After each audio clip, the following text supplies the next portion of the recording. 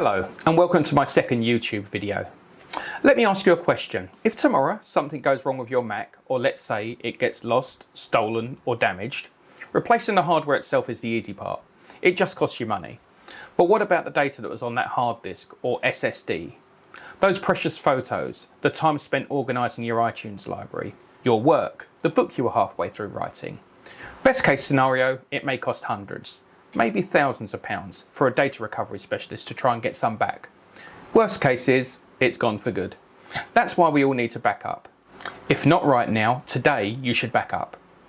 If you're wondering how, or need help picking the right option that's best suitable for you, this video might help. In this video, I'll explain the pros and cons between the different types of backup.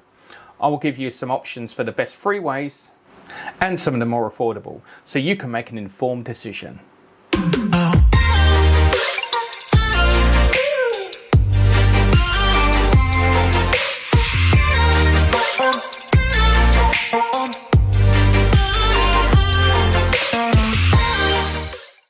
Hello, welcome to iFixApple. This channel is all about Apple. With 30 years experience, I believe I have a good amount of Apple knowledge that I would like to share with you all. With this knowledge, I plan to help you keep your Macs up and running for many years to come, and hopefully answer any questions you might have about Apple and Apple's hardware. Okay, so backup option 1, the free built-in solution, Time Machine. If you do nothing else, do this. macOS 10.5 Lion and above has a nice built-in backup tool called Time Machine. All you need to do is purchase an external hard disk. Now let's take a look.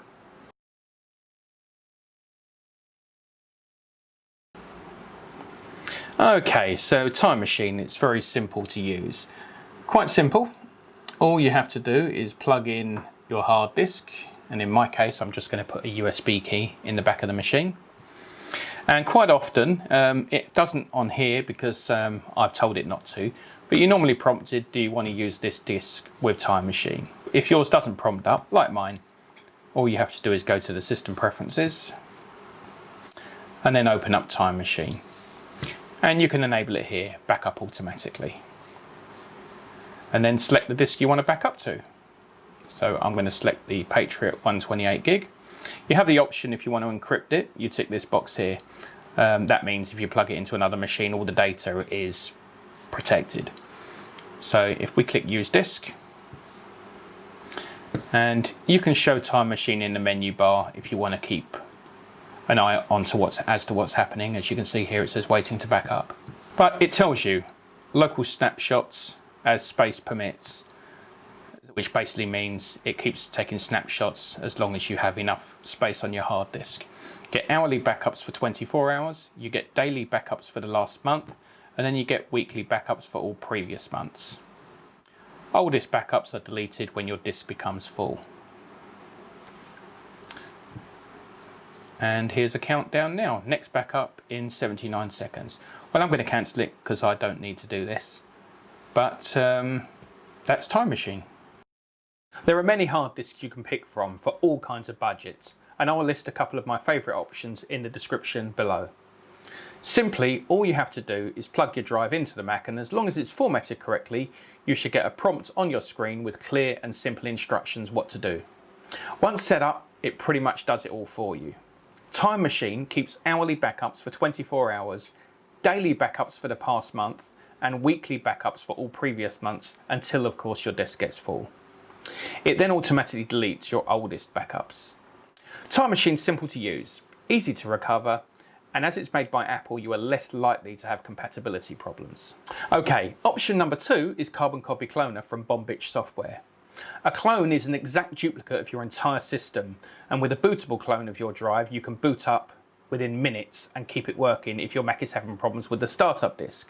macOS does have a built-in disk utility that can create cloned images of your drives. However, third-party utilities such as SuperDuper and Carbon Copy Cloner are generally much better and a lot easier to get the job done. So let's take a look.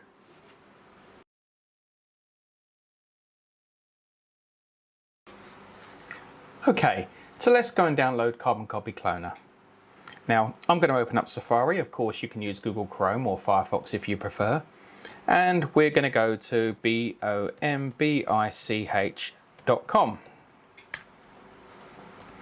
And just for the purpose of this video, I'm going to download the 30-day trial. Of course, you can buy it if you wish. Okay, once it's downloaded, I'm just going to drag it to the desktop. And we're going to open it up. Now, of course, Apple's built-in security is going to detect there's a new bit of software you've just downloaded and confirm if you want to open it. You can click OK, that's perfectly fine. And I'm going to click the trial. Now, as you can see, once it opens, you've got 4 sections here. You've got the taskbar, you've got your source, destination, and schedule. Now, tasks are there so you can create multiple tasks.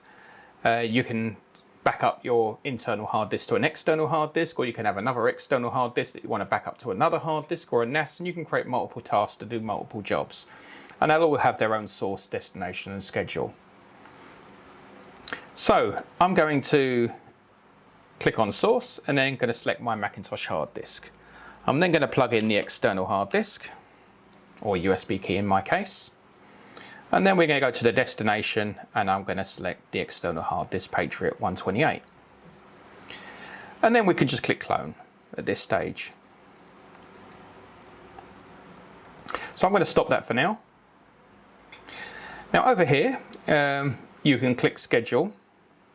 And you have the option for hourly, daily, weekly, monthly. So if we select weekly, you can see here you've got the options of what day you want it to run, what time you want it to run, and what do you want, do you want it to wake the system when the schedule is about to run.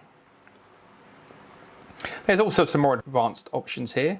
If you are going to select the schedule, then I would suggest you turn off this strict volume identification for the destination. The reason being is if you're creating a schedule, you might want it to happen in the evening or a weekend when you're not using the computer. You're going to have the hard disk attached. Now, the downside of having the hard disk attached is if you have a virus or your machine gets stolen, they're likely to steal the hard disk along with it, or you're going to copy the virus across to the backup hard disk and then you've got nothing to restore from. So if you're rotating 2 disks, then you can always recover from the previous disk that was done a week ago. The reason why we have to turn off the strict volume identification, because if you call the disk the same name, Carbon Copy Cloner is smart enough to know that it is actually a different disk, so it's going to wait and not back up until you put in the correct disk. If you turn off that name, then it just goes by the volume name. You want to make sure backing up is automatic and as easy as possible, so either program is well worth the investment. Both apps are great, so it's really a matter of preference. However, I personally use Carbon Copy Cloner and have done so for many years without issues. Both companies offer free trials, so you can always try both and figure out what one you prefer. I'll put a link for both of these in the description below. Okay, so option number 3 is cloud backup. Cloud storage is a model of cloud computing in which data is stored on remote servers that can be accessed across the internet. Some of the best backup services, such as Backblaze and iDrive, only have data centers in the US. However, this doesn't mean the UK is completely out of luck, as there are plenty of services left which are still highly ranked and have British servers. For example, BigMind Home, Acronis, CrashPlan, LiveDrive, Cloudberry Backup, Carbonite, and Duplicati. Initial backup can take a long time. Having a server closer to home will speed up your transfer because your connection is less likely to drop as often. With UK laws being as they are, the service should protect your privacy. However, you can add additional security using a VPN. Backup services should provide you private encryption, which means no one can read your data. Two-factor authentication will help against hackers trying to steal your credentials. Okay, so now option 4, which is my personal favourite, and that's a NAS server. Now, you may have heard and wondered what NAS is. NAS stands for Network Attached Storage. It's basically an intelligent storage box that attaches directly to your home router. A typical NAS for home use has 1 to 8 bays. Let me show you a couple of NASes that I have. Okay, let me show you a couple of NASes and what they look like. I'm not going to go into them in too much detail because there's a hell of a lot to talk about with NASes, and it's going to be multiple videos itself. Now, they come in many shapes, sizes, colours and power to suit your needs. For example, this one here. This is a Netgear 4-bay NAS. I don't sell Netgear products anymore, or Netgear NASes anymore, because their enterprise class NASes became very unreliable. I've had bad experiences, and I don't like the way they left you behind, you know, with NASes that were only 4 or 5 years old, and they classed them as legacy items. Now, this particular NAS has 4 bays. Each of these drives are removable. Well, there's no drives in here, but that's just a caddy. So you screw the drive into the caddy and you plug it in there. Now, on the back of the NAS, you can see there's 2 Ethernet ports. Now, these Ethernet ports plug into your router or your switch, and they can either be set up as 2 separate subnets or 2 separate networks, or with the correct switch, you can actually bond them together to make one fast 2 gigabit connection, so everybody has faster performance. You also have on the back here 2 USB ports. Now, these USB ports are designed so you can plug in a UPS, so if there's a power cut, it can get the NAS to shut down gracefully.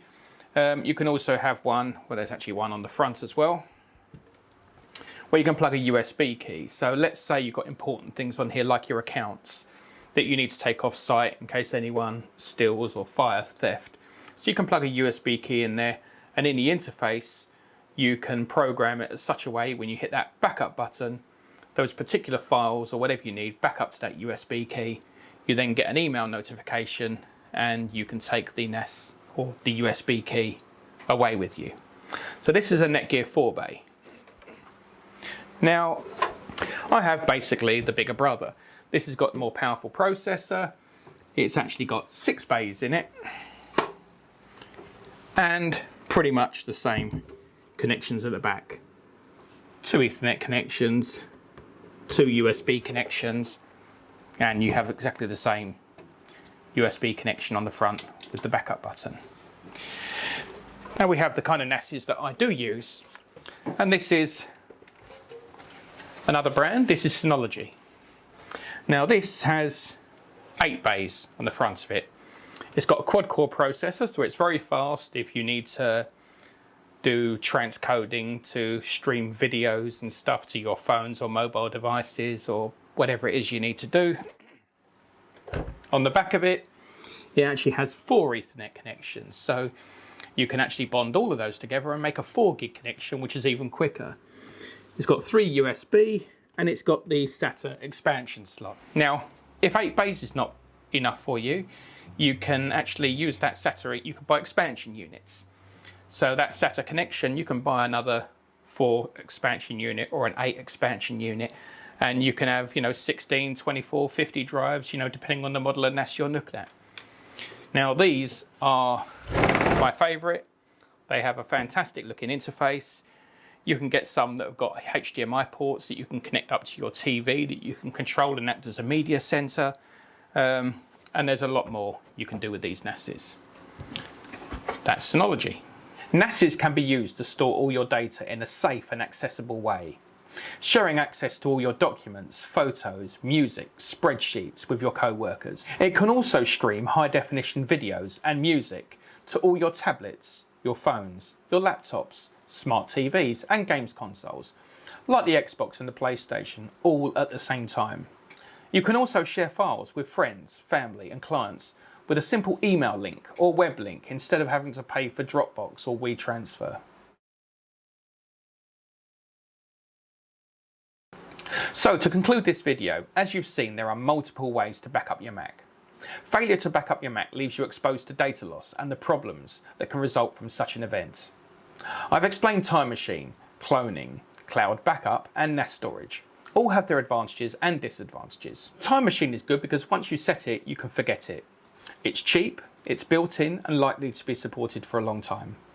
It takes snapshots every hour, making it easier to retrieve deleted and overwritten files with its versioning feature. It can also be used to restore an entire system. Now, the disadvantages are you need to have it disconnected for your backups to happen, which is not great if using a MacBook. It's slow to restore from if you have a failed internal hard disk. you can't boot from it, and it offers no protection against fire or theft. Now, cloning is good because it's also cheap. You've got great control over schedules, and it creates an identical copy of your internal hard disk, which is easy to restore from, and best of all, you can boot from it in an emergency. The disadvantages are versioning is not as easy as it is with Time Machine, and it too offers no protection against fire or theft. So what about cloud backup? Well, cloud backup is good because all your data gets sent to a secure location. Therefore, it's protected from theft and local disasters. It happens all the time you have an internet connection, which is great if you travel on business, rather than requiring you to connect to your home network, as with a time capsule. And some cases offers you versioning. The disadvantages are it takes a long time to complete the initial backup on most broadband connections, and could take a long time to fully restore your backup again, making it impractical. It's unlikely an option if you have a slow or capped internet connection. Costs can mount up, especially if everyone's backing up, and there's always the risk of price increases. Now, last but not least, there's the network attached storage devices. Now, they're good because they offer extra redundancy, allowing 1, 2 or more drives to fail without data loss. Most modern NAS storage devices offer you simple ways to remote access your data. They also offer great mobile apps that allow you to send secure links to friends or clients, allowing them access to files rather than you having to use the likes of WeTransfer. Many also offer Time Machine support, so you don't have to have an external drive, as well as cloud backup services, so you can also back up your NAS to the cloud. As long as you're connected to your local network, they work fine, even if you have a slow or capped internet connection. Now, the disadvantages. They're more expensive. They too offer no protection against fire or theft. Now, of course, you can back up to an additional drive which is taken off site. You can have a second NAS which is stored in another location, or use cloud backup services. Now, I personally use a portable drive to make bootable backups of all my Macs using Carbon Copy Cloner. This enables me to quickly recover and carry on working should a problem occur, preventing it starting. This saves me a lot of time having to reinstall all my software, setting up my emails and printers, etc. And it's cheap. The drive is light, portable, USB powered. I have mine partitioned into 4 parts, backing up both of my iMacs and both my laptops on just the one drive. I also use a NAS to keep all my data on, including these YouTube videos, so I can work on the same files using any Mac I decide to hop onto. It's set up as a RAID 6. This allows 2 disks to fail without me losing any of my data. I also have Time Machine that I use to keep hourly backups of my most important things like my accounts. Now, I intend to create a YouTube video on both NAS manufacturers that I like to use and install weekly at many of my clients. In the meantime, you can always check my website for more information using the link in the description below. So, question of the day. When was the last time you backed up? Was it yesterday? Was it last week? Or was it over a month ago? And what method did you use? Did you use tape, USB key, hard disk, or did you use a cloud service? If so, who's your favourite? Let me know in the comments section below. Okay, that's it for now, and I hope you found this video interesting. Thanks for watching, everybody, and if this helped you, please be sure to hit that like button and leave a comment below. If you haven't done so already, please subscribe to my YouTube channel for more of my useful videos. This is Darren from iFixApple. Thank you.